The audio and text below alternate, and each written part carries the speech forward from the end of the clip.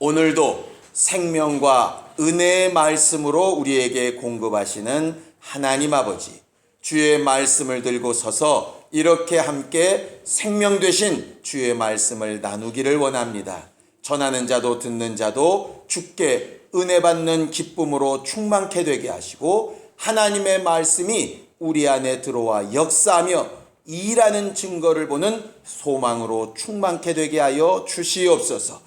말씀을 의지하여 예배하며 물질을 의지하지 아니하고 물질의 주인이 하나님이신 것을 고백하며 헌금한 모든 손길들 위에 복을 주셔서 참 주인 되신 아버지께서 우리의 쓸 것과 나눌 것과 베풀 것과 심을 것을 공급하여 주시옵시고, 물질로 인하여 근심하거나 괴로운 삶을 살지 않도록 주께서 역사하여 주시옵소서. 예수님의 이름으로 기도하였습니다. 아멘. 하나님의 말씀은 히브리서 4장 12절에서 13절까지 말씀을 함께 같이 합독하겠습니다. 히브리서 4장 12절부터 13절까지 말씀을 함께 같이 합독하겠습니다. 함께 읽습니다. 시작. 하나님의 말씀은 살았고 운동력이 있어 좌우에 날선 어떤 검보다도 예리하여 혼과 영과 및 관절과 골수를 찔러 쪼개기까지 하며 또 마음의 생각과 뜻을 감찰하나니, 지으신 것이 하나라도 그 앞에 나타나지 않음이 없고 오직 만물이 우리를 상관하시는 자의 눈앞에 벌거벗은 것 같이 드러나느니라. 아멘. 우리 하나님은 자신을 가르쳐서 처음과 나중이고 알파와 오메가고 시작과 끝이라고 말씀하신 하나님이십니다. 뭐가 시작이고 뭐가 끝일까? 성경의 첫머리 창세기 1장 1절에 태초에 창조하시는 것이 시작이고, 계시록의 맨 마지막에 심판하시는 것이 끝이라 하고 이렇게 기록하고 있습니다. 그리고 성경 중간의 내용을 보면 그 하나님의 창조는 뜻없이 되어진 것이 아니라 하나님의 분명한 계획과 뜻을 따라서 시작된 것이었다라고 가르쳐 말하고 있어요. 그래서 모든 것의 처음 출발은 하나님의 뜻, 계획, 생각이고, 맨 마지막은 그 생각과 뜻에 대한 심판으로 끝나는 것이 바로 하나님의 역사입니다. 우리가 신앙생활을 하려고 힘쓰고 애쓰는 것은요, 우리가 행동하고 말하고 선택하고 결정하는 것에 대하여 반드시 심판하는 날이 있다라고 하는 것 때문에 우리가 열심히 잘하려고 하는 것입니다. 우리가 하는 행동이나 우리가 하는 결정에 아무런 결과도 없고 판단도 없다면 솔직히 누가 그렇게 열심히 하겠어요? 그런데 분명한 판단과 결과가 있기 때문에 우리가 그것에 좋은 결과, 좋은 대우, 좋은 결말을 얻기 위해서 수고하고 힘쓰고 애쓰는 것 아니겠습니까? 아이들을 열심히 기르는 이유도, 어쩔 때 버릇을 잡는 이유도, 비싼 돈을 내면서 공부를 시키는 이유도, 많은 것을 투자하는 이유도 다 마찬가지입니다. 결과에 더 좋은 것을 얻기 위해서 하는 것이죠. 그런데 하나님은 모든 시작과 끝을 주관하시면서 이 시작과 끝을 한 가지로 연결해 놓고 계신 것이 굉장히 중요한 내용입니다. 하나님은 그 뜻과 그 생각을 말씀으로 드러내셔서 그 하나님의 말씀을 아는 사람은 하나님이 왜 창조하셨는지, 왜 죄인을 죄인이라고 정하셨는지, 왜 예수를 이 땅에 보내셨는지, 마지막 날 심판 때 도대체 뭘 심판하시는 것인지 그것을 분명하게 가르쳐 놓으신 분이 바로 하나님이세요.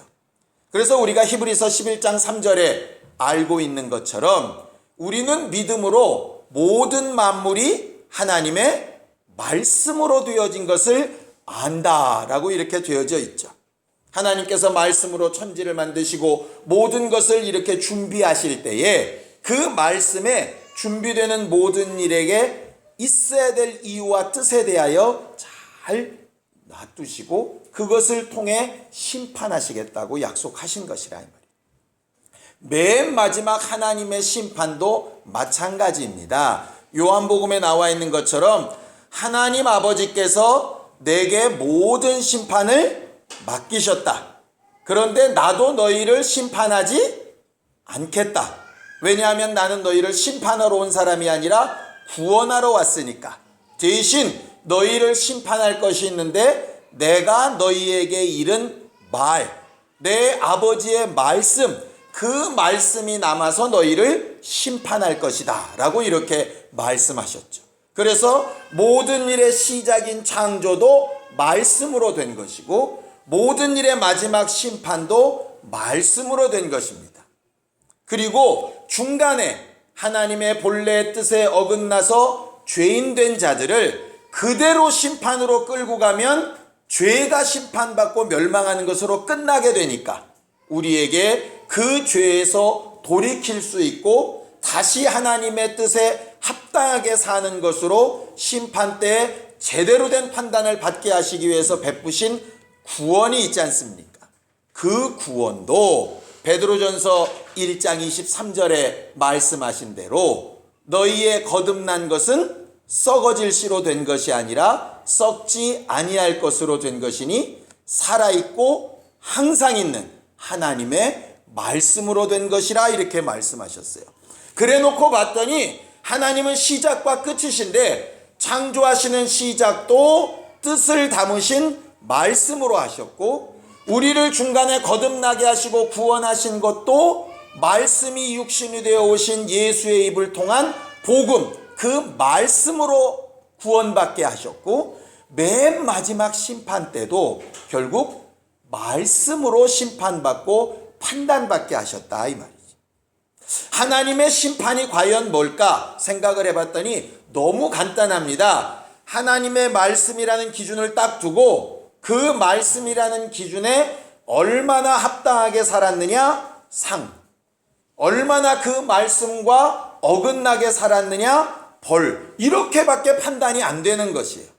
그러니 우리가 신앙생활하는 동안에 가장 잘 알고 마음을 많이 써야 될 것이 뭐냐면 우리를 창조하시고 구원하시고 심판하시는 말씀에 우리 신앙의 기준이 있어야 되는 것이 맞는 것이죠. 우리가 이 세상의 어떤 조건, 아파트를 당첨을 받건 아니면 어떤 회사에 취직을 하건 아니면 군대를 가는 데에도 어떤 조건들을 이렇게 갖추게 되어지죠. 그러니까 그 조건에 맞추지 못하면 아무리 내 마음에 원함이 있어도 들어갈 수 없는 것처럼 내가 뭔가 그것을 원한다면 조건을 먼저 잘 알고 거기에 맞추려고 해야 되는 것처럼 결과적으로 우리의 신앙생활도 우리의 창조와 구원과 심판의 가장 기준이 되는 말씀, 그 말씀을 절대로 초월할 수 없고 무시할 수 없다 이 말이죠. 우리가 예배할 때 성경을 근거로 해서 설교하는 이유가 우리가 성경을 공부할 때 성경에 있는 내용이 이런 것이라고 자세히 설명하게 나누는 이유가 그것 때문입니다. 우리는 그래서 예수께서 오셔서 가르치고 싶으셨던 하나님의 말씀, 성령이 오셔서 생각나게 하시고 깨닫고 싶어 하시는 그 하나님의 말씀을 잘 아는 사람들이 되어지길 원하고 그 말씀 앞에 우리를 좀 적나라하게 들여내놓고 거울 보듯이 우리를 비춰볼 수 있는 사람들이 되기를 예수님의 이름으로 축원합니다. 하나님의 말씀은 얼마나 절대적인 기준이냐면 하나님의 가장 사랑하시는 아들도 절대로 초월할 수 없는 것이 하나님의 말씀이에요. 그래서 내 자의로 하고 싶은 말이 있어도 내 자의로 행동하고 싶은 것이 있어도 이 잔이 내게서 물러가기를 정말 간절히 바라는 소원함과 마음과 생각이 있어도 초월할 수 없는 것이 하나님의 말씀이라고 성경은 말한다. 하나님의 아들도 초월할 수 없는 말씀을 감히 피조물인 사람이 초월한다는 것이 말이 되겠습니까? 불가능하지 않겠느냐. 우리가 세상의 법도 우리가 스스로 만든 법은 아니지만 누군가 만들어 온 법에 정말 권위를 두고 지키고 그 기준 안에 들려고 하는 것처럼 하나님의 말씀 앞에 정말 믿음으로 나아가는 신령한 사람들이 되어야 할 것이에요. 그래서 가장 미련한 사람이 누구냐면 말씀이 존재함에도 불구하고 자기 생각과 고집을 우기는 사람이에요. 어떤 상황에서도 하나님의 말씀 앞에서는 내 생각과 고집이 꺾이는 것이 믿음입니다. 그래서 그 꺾을 수 있는 힘, 그것이 바로 겸손함인데 그 겸손함이 없이는 어떤 말씀도 은혜가 안 된다 하시는 것이 하나님께서 말씀하신 일이라. 오늘 성경 본문에서는요, 이렇게 중요한 하나님의 말씀은 이런 것이다 라고 설명하고 있어요. 첫 번째, 하나님의 말씀의 첫 번째 특징은 뭐냐면요. 자, 12절 함께 읽습니다. 시작. 하나님의 말씀은 살았고, 이렇게 되어져 있어요. 하나님의 말씀은 살았고. 여기 이 살아있다 하는 말씀의 원래 뜻은요, 항상 살아있다 이런 말입니다. 항상 살아있다. 아까 베드로전서 1장 23절에도 말했죠. 우리가 거듭난 것은 살았고 항상 있는 하나님의 말씀이라 이렇게 된 것이 그 뜻입니다. 과거에 살았던 말씀이 아니라 일정 기간 동안 살아있는 말씀이 아니라 항상 살아있는 말씀이란 얘기예요. 그런데 그 살아있는 말씀이라는 말의 원뜻이 인격적인 말씀이다 이런 말이에요. 그래서 요한복음 1장 1절에는 그 말씀을 뭐라고 표현하느냐 하면 로고스라는 단어로 표현을 하죠. 성경에는요, 이 말이라고 하는 단어를 표현하는 세 가지 헬라어가 나옵니다. 좀 유식한 채를 할게요. 첫 번째는 포네라고 하는 말이 나와요. 포네. 포네라고 하는 뜻은 우리가 전화기를 가지고 핸드폰 그렇게 부르죠. 그것처럼 거기서 나오는 포네가 소리라는 뜻입니다. 소리, 말. 그런데 원래는 무슨 소리를 뜻하냐면 포네는요, 바람 소리를 뜻하는 거예요. 바람 소리. 그래서 흩어지는, 사라지는 소리라는 뜻이에요. 제가 지금 여러분들한테 말을 하는데 실제로는 제 말이 여러분들한테 들리는 게 아니라요, 제가 이렇게 막 울리는 소리가 여러분들과 저 사이에 보이지 않는 공기를 막 흔들고 그 공기가 여러분들의 고막을 막 흔들어서 듣는 것처럼 느껴지는 거거든요. 실제로 이 소리는 그래서 공기의 흐름으로 전달이 되는 거예요. 그러니까 공기가 없는 곳에서는 소리가 전달이 안 되죠. 왜냐하면 바람 소리가 없으면 전달이 안 되는 거예요. 포네라는 말은 그래서 일반적인 소리 이런 뜻입니다. 두 번째 말이라는 뜻에는요, 레마라고 하는 뜻이 있어요. 레마라고 하는 뜻은 무슨 뜻이냐면 받아들여진 말 이런 말입니다. 수긍된 말. 그래서 레마를 다른 말로 이렇게 번역을 한 것이 명령이에요. 명령. 그러니까 야 이거 좀 치워. 그 말이 포네가 되면 일로 들어가서 일로 나오는 거죠. 공부해 하는 소리가 포네가 되면 네 그래 놓고 안 움직이는 거예요. 이건 그냥 튕겨나간 거죠. 그런데 레마는 공부해 청소해 한 다음에 내가 그걸 오케이 받아들여서 공부하기를 시작하고 청소하기를 시작하고 이게 이제 레마예요. 그러니까 예수께서 말씀하신 복음, 귀신을 명하시고 병을 명하시고 이런 것들이 다 레마예요. 움직이게 하는 힘이란 뜻이에요. 그리고 세 번째 말이 로고스라는 뜻인데요. 인격적인 말이라는 뜻입니다. 이 인격적인 말이라고 하는 뜻은 무슨 뜻이냐면요. 여러분들 그 인격적이라고 하는 말이 무슨 말이겠어요? 인격적이다. 나를 좀 인격적으로 대우해 주셔. 이 말이 무슨 말이죠? 네, 존중이라는 얘기는 한쪽에서 일방적으로 이래라 저래라 하는 것이 아니란 얘기예요. 인격적인 말씀이란 얘기는. 그래서 하나님의 말씀은 꼭 일방적으로 명령하시고 안 하면 죽여 이럴 것 같은데, 하나님의 말씀의 첫 번째 특징은 살아있는 말씀이라 인격적인 말씀이에요. 그래서 하나님은 명령하시는데 그 명령을 내가 받아들일 수도 있고 안 받아들일 수도 있는 말씀이란 얘기예요. 살아있는 말씀이라는 뜻이. 그러니까 일방적으로 하시지 않는 말씀이란 얘기죠. 문제는 받아들이면 받아들인 결과를 내가 책임지면 되는 거고, 안 받아들이면 안 받아들인 결과를 내가 책임지면 되는 거예요. 하나님은 뭘 책임지시느냐? 받아들일 경우에, 안 받아들일 경우에 약속하신 것을 지키시는 것으로 책임을 지시는 거예요. 이해가 되시죠? 그러니까 부모와 자식 간의 인격적인 관계라면, 야, 이렇게 해라, 네, 아니요, 이렇게 할 수 있는 게 이제 인격적인 관계인 거예요. 하나님의 말씀은 그렇다 이 말이죠.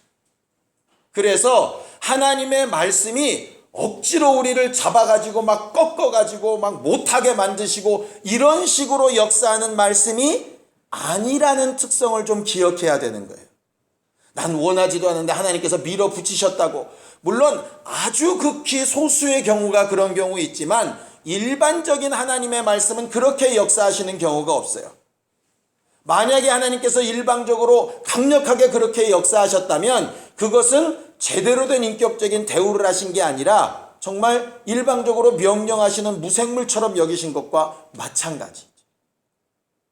하나님의 말씀은 인격적이기 때문에, 그래서 우리의 응답에 따라서 얼마든지 그 결과가 달라지는 말씀이라는 뜻이에요. 그러니 하나님의 말씀을 잘 아는 것과 함께 더 중요한 것은 뭐냐면 내가 이것을 어떻게 반응할 거냐 하는 것이 굉장히 중요한 거죠. 그러니 어찌 보면 이렇게 일방적인 설교만으로 끝나는 신앙생활은 옳지 않을 수 있습니다. 그래서 성경에 보면 예수님께서 그의 제자들에게 또 많은 사람들에게 말씀하실 때에도 일방적으로만 말씀하지 아니하시고 묻고 대답하고 그들에게 질문하시고 그들이 또 얘기하면 보충해서 설명하시고 하는 것들을 계속 하셨던 이유가 뭐냐면 하나님의 말씀이 그러하다 이 말이에요. 예수께서 복음을 막 쏟아부어 놓으시고 알아서 해라 하시는 것이 아니라 지금도 성령으로 생각나게 하시고 깨닫게 하시는 이유도 마찬가지입니다. 지금 이 순간 다음 언제인가 내가 반응해야 될 때 제대로 된 반응을 볼 수 있는 말씀으로 계속 주시는 것이라 이 말이죠. 그러니 하나님의 말씀을 과거 어느 때 받았던 은혜로, 과거 언제 배웠던 지식으로 이렇게 딱 모셔두거나 노트 안에 집어넣고 마치 내가 그 말씀대로 살고 있는 것처럼 착각하면 잘못된 것입니다. 그러니 하나님의 말씀은 지금도 살아서 내게 질문하시고 내가 뭔가 응답해야 되는 말씀으로 나타나야 되는 것입니다. 그래서 하나님의 말씀을 살아있는 것처럼 대우하자, 그 말씀을 멀리 두지 말고 가까이 하자, 어제의 어떤 신앙생활로 만족하지 말고 오늘 내게 하시는 말씀을 듣자, 이게 다 똑같은 말이라 이 말이죠. 그런데 이게 신앙생활 초기에는 잘 되어지는데 나중에 점점 시간이 갈수록 자기 안에 쌓인 것들이 있어서 마치 뭔가 되고 있는 것처럼 착각하게 되는 거죠. 처음에 남자와 여자가 연애할 때는 묻고 대답하고 정말 궁금하고 모든 말들을 많이 하지 않습니까? 왜냐하면 서로에 대해서 모른다고 생각하니까 계속 묻고 좋아하는 걸 묻고 싫어하는 걸 묻고 나는 이렇다 저렇다 얘기가 되는데 한 몇십 년 살면 그 다음부터는 말을 잘 안 하기 시작하잖아요.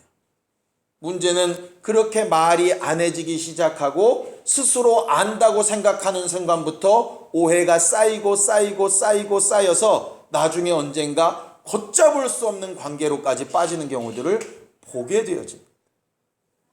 그래서 하나님과의 관계도 살아있는 말씀과 함께하는 것이 중요하기 때문에 지난주에 예배한 것과 오늘 예배한 것은 분명히 달라야 되고, 오늘 읽은 말씀과 내일 읽고 감동받는 말씀이 분명히 달라야 하고 항상 내게 공급되어야 되는 것이라 이 말이에요.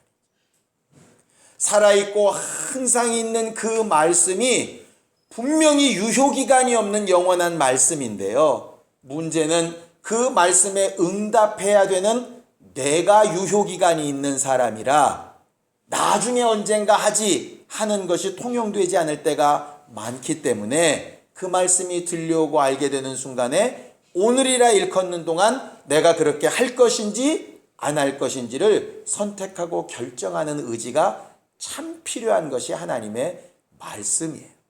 예수께서 그래서 새벽 미명부터 기도하시고 하나님의 말씀대로 하기를 수고하셨고 저녁 밤이 새기까지 또 기도하셔서 자기의 한 일을 하나님 앞에 인정받으시고 또 지시를 받고 하시는 일을 이 땅에 계시는 동안에 반복하셨던 이유가 그것 때문입니다. 하나님의 말씀을 그렇게 날마다 가까이 살아있는 말씀으로 대할 수 있는 우리가 되기를 예수님의 이름으로 축원합니다. 하나님의 말씀의 두 번째 특징은 뭐냐면요, 12절 그대로 또 있습니다. 하나님의 말씀은 살았고 운동력이 있다 이랬어요.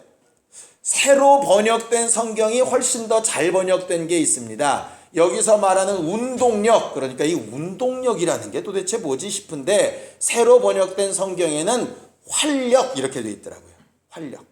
활력 그러면 뭔가 느낌이 딱 오시지 않습니까?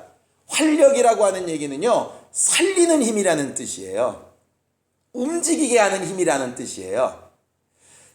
우리가 자동차 얘기하죠. 자동차는 원래 뭐에 대항해서 나온 말이냐면 마차에 대항해서 나온 말입니다. 말이 끌어야 되는 차였는데 말이 없이 자동적으로 움직이는 차란 얘기예요. 근데 실상은 자동은 아니죠. 시동을 걸고 엑셀레터를 밟고 이건 이제 사람이 해야 돼요. 그런데 내가 시동 걸리고 밟는 힘보다 훨씬 더 큰 힘으로 막 가니까 이제 자동차라고 부르는 것 아니겠습니까?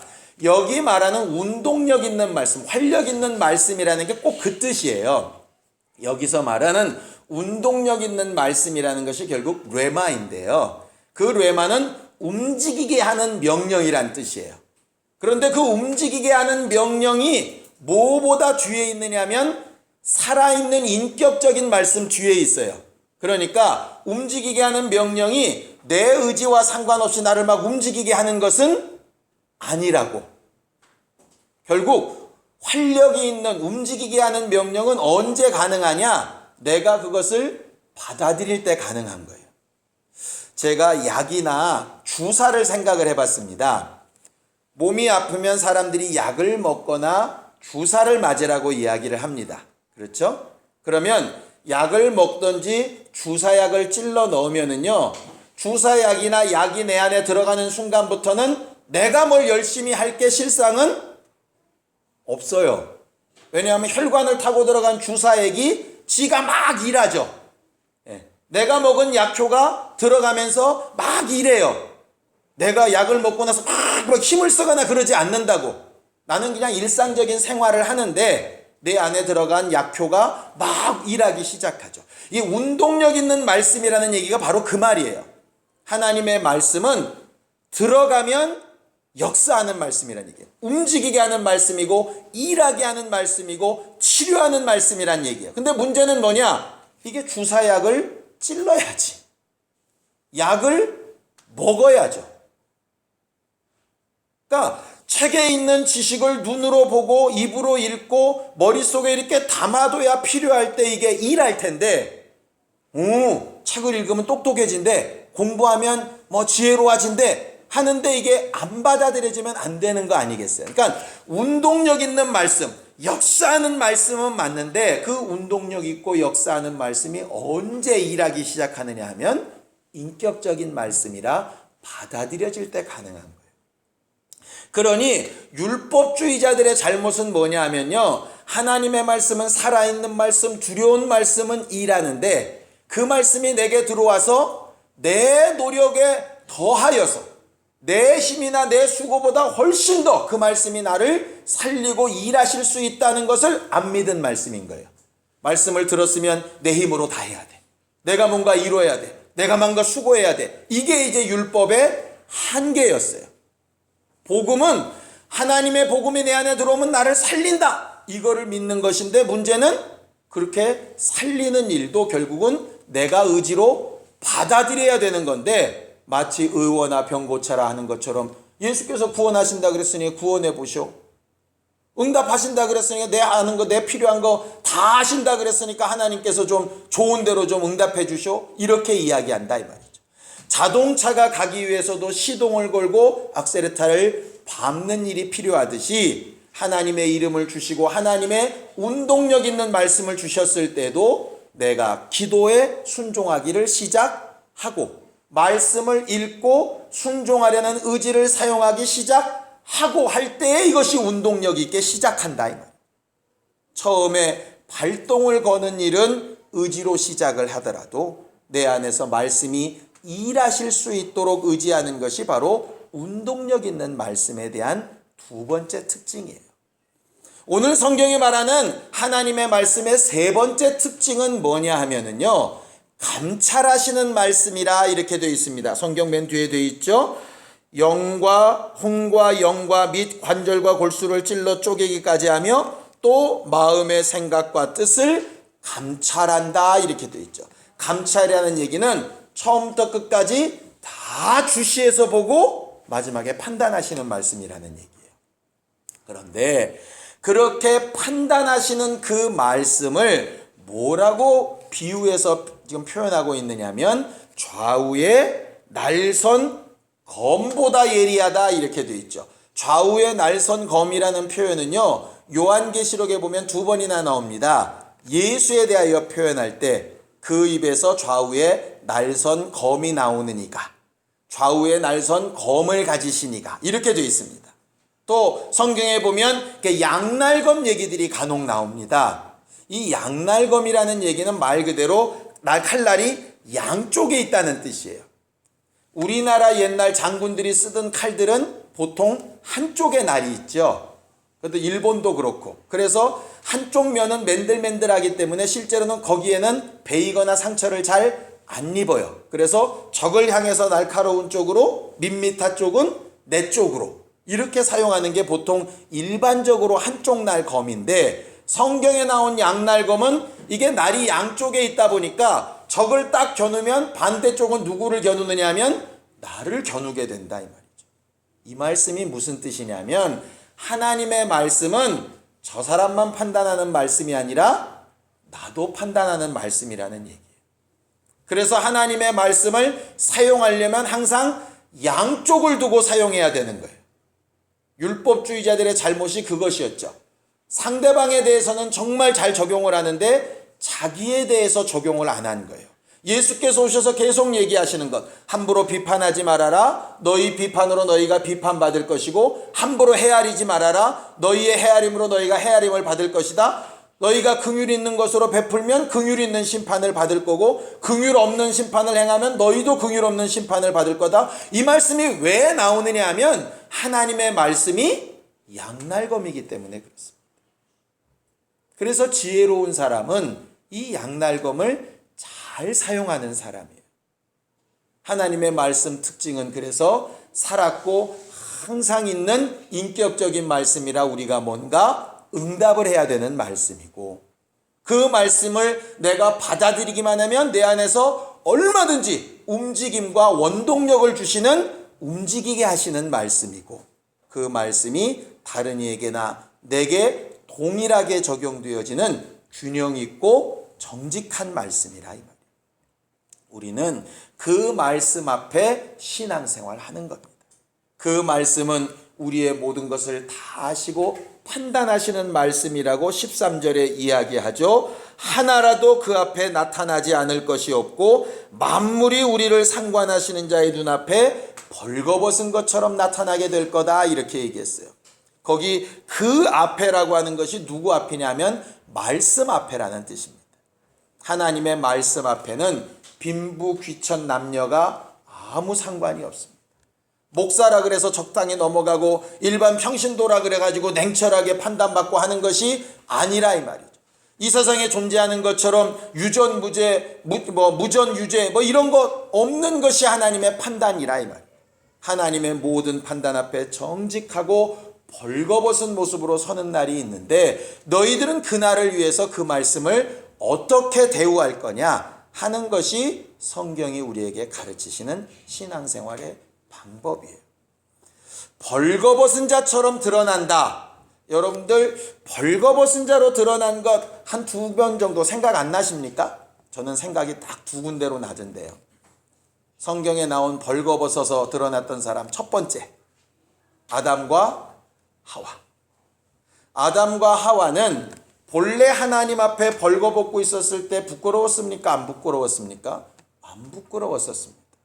하나님 앞에 자기의 연약함과 부족함과 모든 것들을 다 드러내는데 부끄럽지 않았어요. 그게 죄가 없는 상태예요. 죄가 들어오자마자 그들은 하나님 앞에 자기를 가리기에 급급합니다. 성경 그것을 가르쳐서 두려워하여 숨었다 그렇게 돼 있어요. 자기들의 수치가 드러나고 자기들의 부족함이 드러나고 자기의 모자람이 드러나고 자기의 어긋남이 드러나는 것이 두려운 것이, 부끄러운 것이. 그런데 성경은 자기의 수치와 부끄러움이 드러나면 산다는 거예요. 성경의 법칙은. 누가 그러셨느냐? 예수가 그러셨어요. 똑같이 벌거벗으셨습니다. 우리는 간혹 성화를 보면 예수께서 적어도 이렇게 하반신에 이렇게 천을 둘둘 감고 있는 성화들을 봅니다. 그런데 성경의 내용을 보면 그것조차 없는 거예요. 말 그대로 아담이 하나님 앞에 서 있는 것처럼 예수께서 사람들 앞에 그대로 아무것도 가리우는 것이 없이 다 드러나신 거라 이 말이죠. 사람들은 그런 예수를 보고 수치스럽다라고 얘기합니다. 저 유대인의 왕이라 그러더니 자기도 구원 못하는 그런 연약한 사람이라고 손가락질합니다. 그렇게 병자 고치고 능력 나타내더니 겨우 저것밖에 안 되냐고 그렇게 손가락질합니다. 근데 예수는 그걸 부끄러워하시지 않고요. 하나님의 말씀대로 순종하여 나가시는 것에 당당하셨어요. 내 영혼을 아버지 손에 부탁합니다. 다 이루었습니다. 이렇게 이야기하셨다. 결국 우리가 마지막 날 말씀 앞에 섰을 때 두 가지 벌거벗은 모습으로 서게 될 겁니다. 많은 사람들은 왜 벌거벗어? 옷 입어야지. 세마포 입는다 그랬는데 성경은요, 계시록에 보면 세마포는 입고 서는 것이 아니고요. 하나님 앞에 섰을 때 어린 양이 그 세마포를 나눠주시는 것으로 되어져 있습니다. 그 앞에 정말 예수님처럼 벌거벗었으나 수치스럽지 않고 두려워하지 않고 정말 당당하게 하나님 앞에 설 것인가? 난 이렇게 연약하고 부족하지만 주의 은혜와 말씀으로 살았습니다. 이렇게 당당하게 설 것인지, 그러면 세마포를 얻게 될 것이고, 아담이나 하와처럼 뭔가 자기의 방법으로 무화과 나무 잎을에서 가리우고 숨어보려고 그렇게 할 것인지, 그렇다면 베풀어줄 세마포도 없고 슬피 울며 바깥에 쫓겨 이틀간밖에는 없을 것이라고 말한다. 그래서 보통 이렇게 이야기하지 않습니까? 육체가 있는 동안에 사람들이 볼 때 좀 부끄럽고 수치스럽고 민망하더라도 적나라하고 정직하게 회개하면 그 나라에 가서는 하나님 앞에 비록 벌거벗었으나 당당하게 서서 그의 은혜로 마치 가죽옷을 지어 입히시듯 세마포로 입히시는 주의 은혜를 체험하게 될 것이다. 그러나 이 땅에서 뭔가 가리우고 감추고 뭔가 된 것처럼 남들과는 다른 것처럼 정직하지 못하게 회개치 아니한다면 마지막 날 반드시 입으로 한 홀이라도 남김없이 다 고백하게 되고 말하게 되는 날이 있을 것이라고 그렇게 성경은 가르쳐 말한다. 우리는 사람들 앞에 좀 부끄럽지만 하나님 앞에 당당한 예수님처럼 주 앞에 설 것인지, 뭔가 가리고 지혜로운 듯하나 결국 하나님 앞에 부끄러운 모습으로 자기가 스스로 가리웠던 무화과 나무가 따뜻한 햇볕 앞에 말리고 바스러져서 진짜 드러나지 말아야 될 때 자기 수치가 드러나는 미련한 사람이 될 것인지, 살아있고 운동력 있고 우리를 감찰하시는 그 말씀 앞에 오늘 결정해야 되는 사람들입니다. 우리가 감사하고 기뻐해야 될 일은요, 아직 우리의 유효기간이 끝나지 않아서 오늘이라 일컫는 동안에 하나님 앞에 정직하게 내 자신을 드러낼 수 있는 사람이 되었다는 것에 정말 감사하고 기뻐해야 하는 것이에요. 성경을 한 군데 읽어보겠습니다. 자, 시편 32편 5절입니다. 시편 32편 5절입니다. 함께 읽겠습니다. 시편 32편 5절입니다. 함께 읽습니다. 시작. 내가 이르기를 내 허물을 여호와께 자복하리라 하고 주께 내 죄를 아뢰고 내 죄악을 숨기지 아니하였더니 곧 주께서 내 죄의 악을 사하셨나이다 라고 이렇게 말하고 있어요. 하나님 앞에 우리가 할 수 있는 최고의 믿음의 행위는 하나님의 말씀 앞에, 예수 앞에 우리를 밝히 드러내는 거예요. 그 앞에서만큼은 정말 정직함으로 하나님 앞에 서기를 원하는 것입니다. 예수께서 이렇게도 권면하셨습니다. 자, 누가복음 12장 58절 59절입니다. 누가복음 12장 58절 59절입니다. 함께 읽고 기도하겠습니다. 누가복음 12장 58절 59절입니다. 함께 읽습니다. 시작. 내가 너를 고소할 자와 함께 법관에게 갈 때에 길에서 화해하기를 심쓰라. 저가 너를 재판장에게 끌어가고 재판장이 너를 관속에게 넘겨주어 관속이 옥에 가둘까 염려하라. 내게 이르노니 홀이라도 남김이 없이 갚지 아니하여서는 결단코 거기서 나오지 못하리라 하시니라 그랬어요.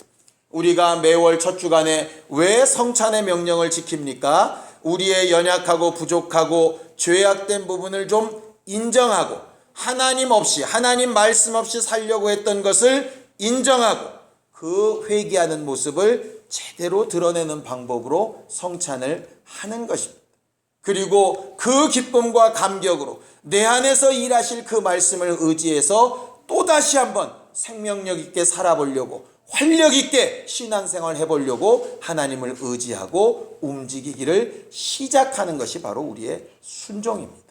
그렇게 예배에도 성공하고 그렇게 성찬에도 성공한 우리 모두가 되기를 예수님의 이름으로 축원합니다. 예수의 한번으로 간절히 같이 기도할 때 살았고 운동력 있고 감찰하시는 주의 말씀 앞에 적나라하게 자신을 드러내고 부끄러울 것이 없을 만큼 드러내고 또 드러내는 일에 익숙하고 응답하는 믿음의 사람들이 될 수 있도록 예수의 한번 부르고 함께 같이 기도하겠습니다. 하나님 아버지, 우리는 살았고 운동력 있고 감찰하시는 주의 말씀 앞에 서게 되는 날을 기억하는 신령한 교회가 되기를 원합니다. 그저 바람소리처럼 들려지는 말씀에 만족하지 않고 제대로 된 응답을 하지 못하여 알기는 알지만 우리를 움직이게 하지 못하는 말씀을 알고 있다고 착각하지도 않게 하여 주시옵소서.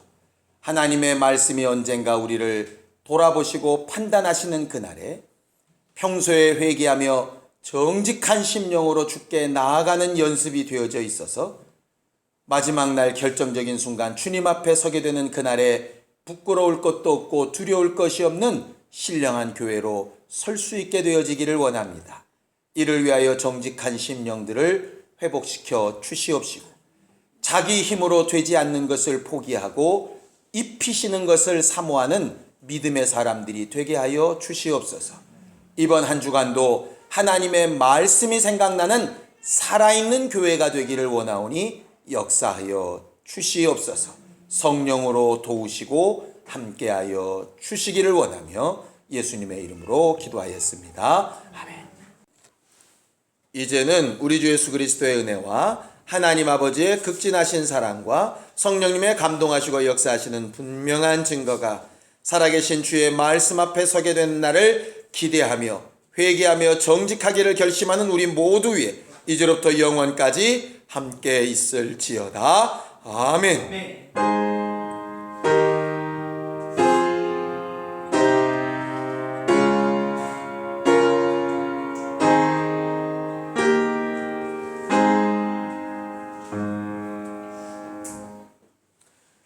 우리 예배 받으신 하나님 앞에 감사하면서 끝내겠습니다. 수고하셨습니다.